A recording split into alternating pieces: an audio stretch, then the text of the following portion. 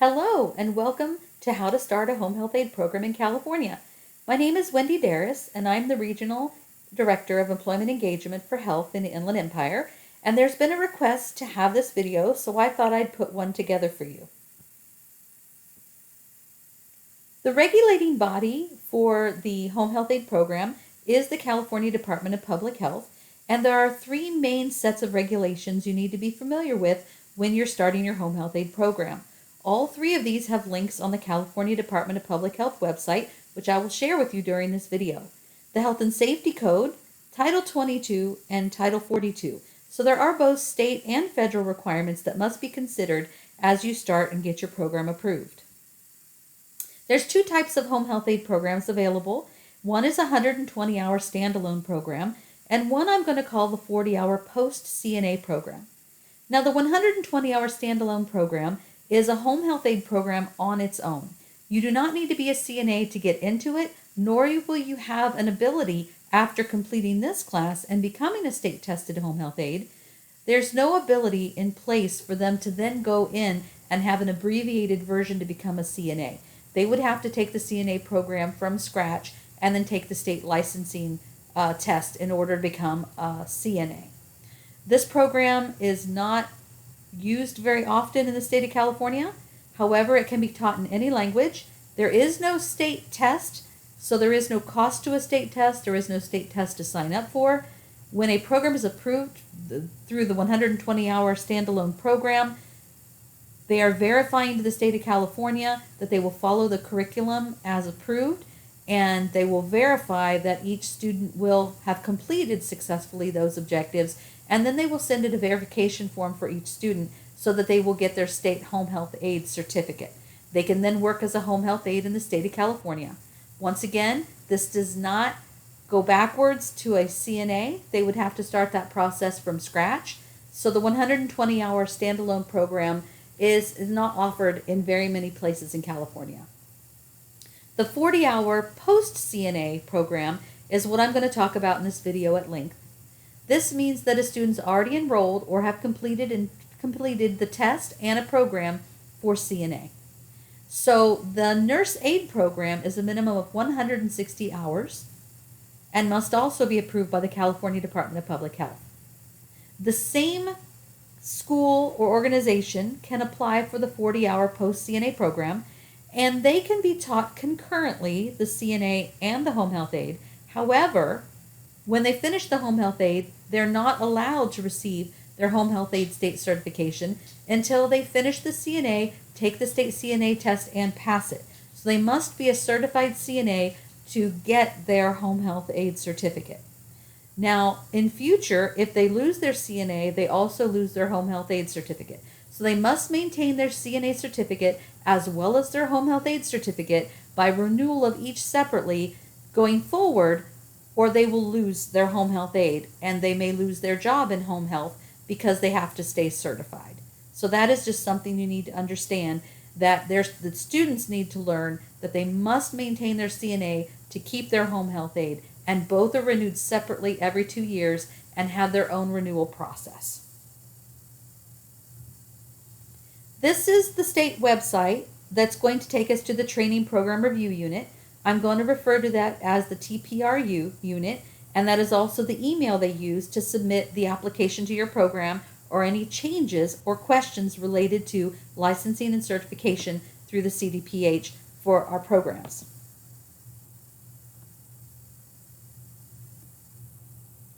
I'm going to open the web page here, and we're going to explore their website. Under the License and Certification Program, you will find the Training Program Review Unit and all of the programs that they regulate. Nursing Assistant, Home Health Aide, In-Service and Orientation Programs of Facilities, Continuing Education Programs, and the Hemodialysis Tech. This is where you'll find the regulations for the 120-hour Home Health Aide Training Program, as well as the 40-hour Home Health Aide Training Program requirements. If you notice to the right, one of the resources says Model Curricula. You will find both the 120 and the 40-hour model curricula developed by the Health Workforce Initiative, and it will redirect you to that site so that you can download, and there is no cost to downloading the curricula for either of these home health aide programs through Health Workforce Initiative. So let's take a deeper dive into the 40-hour home health aide training program. What's really nice about this updated CDPH website is the majority of things you need to know to start the program or maintain program requirements are all in the same place. So each of these links refer to a different form. CDPH uses forms by form number to refer to the different requirements for starting and maintaining a program. So the actual application is CDPH 171, and I'm going to click on that and show you what that looks like. And just an advice for you, when you open these fillable PDFs, you can type directly into them, and in some cases you can save them, and in other cases you cannot. So I recommend that you fill it out and then print it in case it did not save. Now, under here it asks you to list your clinical site for your home health aide program, and I will say that what will be approved is only 2 forms of clinical location. One is a long-term care that is still approved by Title 22, and the other is going to be an acute care facility. Yes, a hospital. You cannot use a home care agency or an assisted living because they are regulated under the Department of Social Services. So it must be a hospital, and those objectives must focus on the home health aide objectives that you can accomplish in that acute care facility and or the long-term care facility. So keep that in mind as you seek for clinical partners. In many cases, the clinical facilities that you use that are approved for your CNA program will also be the location that you do your home health aide program in. So while you list it here or list them here, what you're also going to do is make sure to fill out the clinical affiliation agreement, and that is a different form, and that also must be signed by the school and the clinical site and submitted with your application.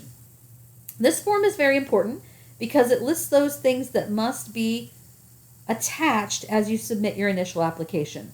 One is a letter attesting that you will use all components of classroom and clinical training according to the 40-hour model curriculum, and it even gives you the link here to HWI to actually get that curriculum. So you'd want to check mark that box after you get that information, and you can just write a letter. It's just a simple on letterhead.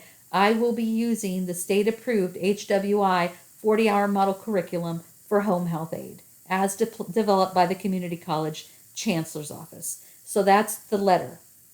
Copy of the student record used to validate classroom and clinical curriculum. These are documents that you can create on your own. The California Department of Public Health does not have templates regarding these.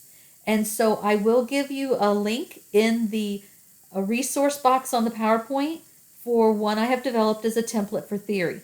And you can follow that, create your own for clinical that includes all of the skills that you'll need to check off during the home health aide program. You'll want to attach a copy of each of these documents with your initial application. You'll need to submit a resume for your RN who meets the criteria. And what the criteria currently is it has to be an RN. LVNs cannot teach home health aide. An RN with at least 2 years of RN nursing experience, and one of those years have to be with a home health agency. Make sure that their resume includes the month and year to the month and year of that nursing experience and the name, address, and phone number of their employer and their supervisor and the supervisor's phone number. The CDPH will validate that. If they cannot validate that, they will not approve that instructor. Clinical site agreement, that is a separate form, and I will show you where that form is. And then the CDPH 276D, that's a disclosure of ownership form. And this is only for private schools or private facilities or agencies that want to do this program. Public schools are not required to fill out the 276D. So let's go back to our site here. Here is the curriculum acknowledgement. And I know what I did was sign this because this tells you exactly the modules that you must teach, and it matches the HWI curriculum, as well as the minimum amount of class hours and clinical practice hours associated with each module. So you'll want to sign that and have the program director sign this as well. And the home health aide program director has the same requirement as the RN instructor. So this can be the same person, can be a different person. But I wrote a letter of attestation as well as filled out this form, which is called the 171A. And always make sure you're looking at the lower left corner of your CDPH documents to make sure it's the latest date. The next is your instructor approval form. This is for the 40-hour home health aide program. It's 171B, and the latest is 2014. So just FYI, that is the latest form available. You will fill this out, and you will also put the name. Even though you've attached the resume, you're going to list their name or names, their license number, when their license expires, and have each of these instructors you want to get approved go ahead and sign. We'll talk about consultants later in this video. The next is the disclosure of ownership. That will just be filled out for private schools. Clinical site agreement. This is the very same as the nurse aide program. And so you would want this signed by the facility as well as the school, and put that facility number. You will not put the home health aide number, and the CDPH refers to home health aide programs as HHP. And then you'll get a 3-digit number. The S number is affiliated with your nurse aide program, like S1342. Well, HHP is how the schools are recognized as a number for their home health aide program. So you'll want to fill this out and make sure you have a copy to send. Sample to validate classroom theory and clinical skills. These you're going to design on your own. And then contact information form. So this is going to be, who do you contact, who are they, and this is called the 193 form, and it was revised in December. Every time you have a change, a new teacher, a teacher's gone, a new director comes, anything changes with your school or program, you'll want to fill out this form and submit that within 30 days of a change. All right, here's some other information. Make sure that your nurse aide training program and home health aide program are two entirely different programs. They are regulated and approved differently. They have different numbers, and so they're going to have different teachers, and you need different clinical site agreements for each program.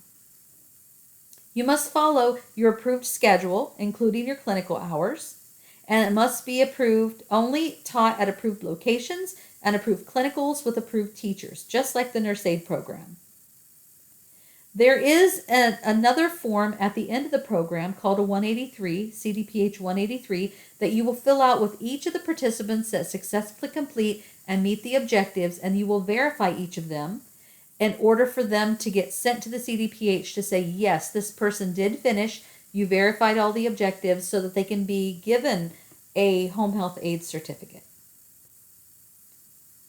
All right, the home health aide and the nurse aide program has its own start dates and advertised as two separate classes.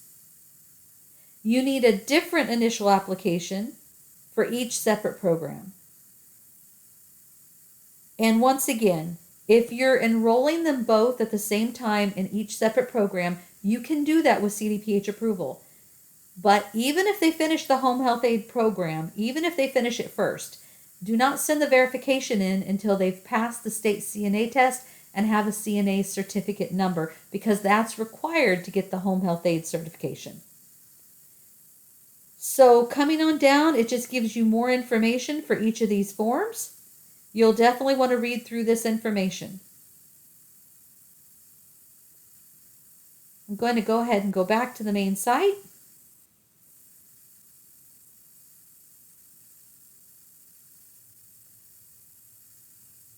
Here's a quick link to all the list of all the program types, all the forms.